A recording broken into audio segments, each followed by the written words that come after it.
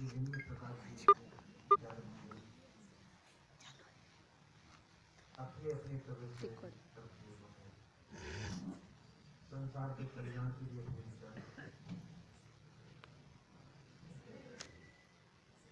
कई प्रकार के मत सिद्धांत संसार में चले।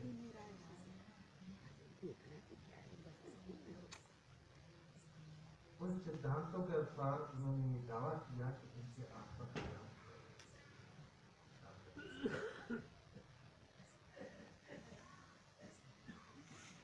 उन्होंने कहा उसने अपनी समझ के अनुसार ही कहा। अक्सर समाज में ये समझा जाता है कि हमारा कल्याण दूसरे के हाथ में। बंध्यो कीर मरकट की नाही सवई न जावत राम।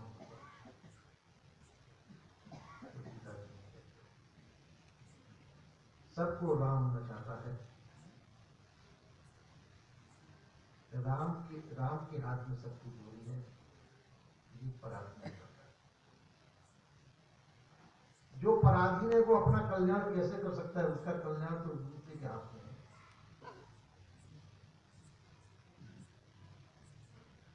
इस प्रकार से जीव अपने आप को लाचार समझता है।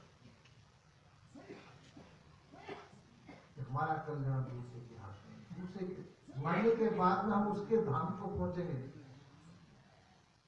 उसके सानिध्य में रहेंगे, उसमें वो अपनी मस्ती मानता है।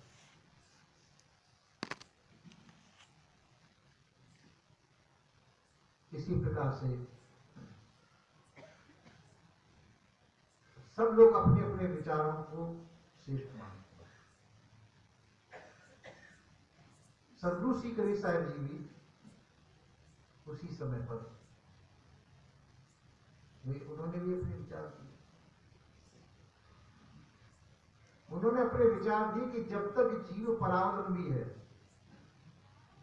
दूसरे के आश्रित है, दूसरे के भरोसे पर है, जब तक उसका कल्याण नहीं हो सकता।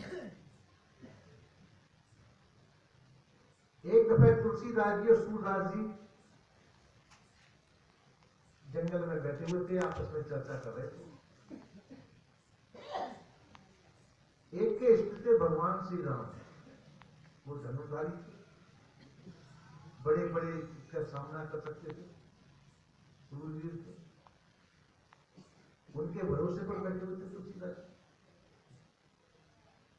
सूरदास जी के इष्ट थे बाल गोपाल श्री कृष्ण, जो अभी पैरों भी नहीं चलना जानते थे, घुटनों चलते थे। दोनों के इष्ट थे और अपने अपने इष्ट के हिसाब से उनके विचार भी थे।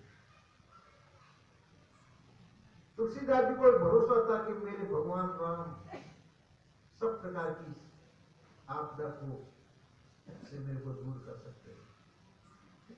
वो मेरे रक्षक हैं, मेरी रक्षा करें। उनके भरोसे पे थे।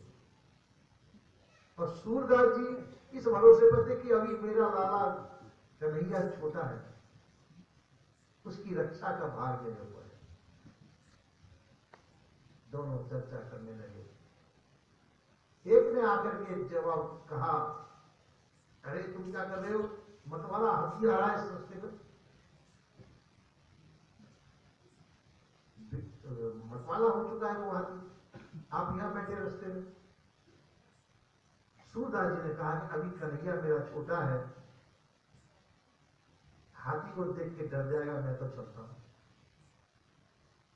तुलसीदास जी ने कहा कि नहीं, हमारे भगवान राम तो धनुर्धर है,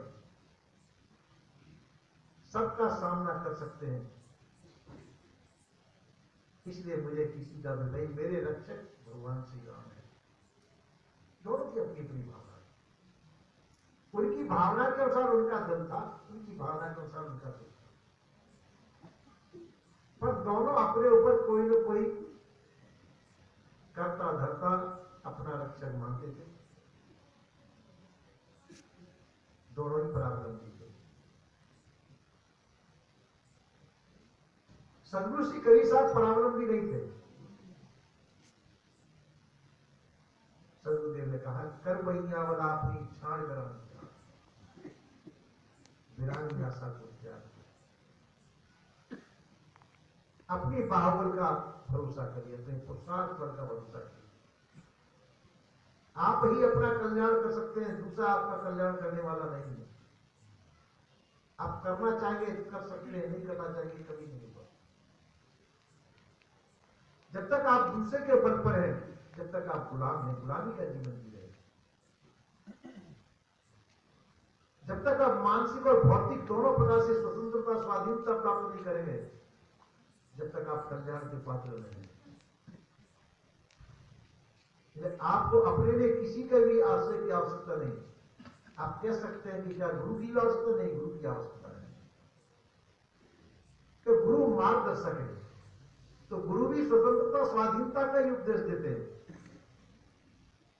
स्वतंत्रता पराधीनता का उपदेश नहीं देते। गुरु कहते हैं कि आप जिसके गुलाम हैं, वो गुलामी का त्याग कर दीजिए। जब तक आप गुलाम बन के किसी भी प्रकार के प्रयत्न करेंगे अपने कल्याण के, जैसे दलदल होता है, दलदल में हाथी फंस जाए, जैसे जैसे हाथ पैर चला गया, जैसे दलदल में घुसता चला जाएगा। आपको इस दलदल से, भ्रम के दलदल से पार होना है, मोह के दलदल से पार होना है, तो आप सभी प्रयत्नों का आश्रय त्याग करें। जो प्रयत्न जो होते हैं भौतिक शरीर के द्वारा होते हैं, और भौतिक शरीर के द्वारा किए हुए प्रयत्नों का फल संसार होता है। तो शरीर संसार का है, और संसार के शरीर के द्वारा जो प्रयत्न होंगे उनका फल संसार ही मिलेगा। और कल्याण संसार का नहीं है, कल्याण संसार का नहीं।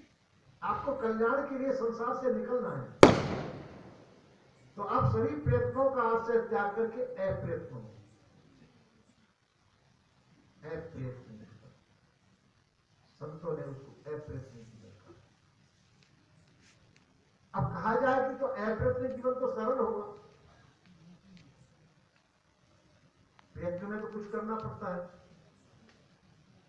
पर मनुष्य को अनादिकाल से प्रयत्न करने की आदत पड़ी हुई है।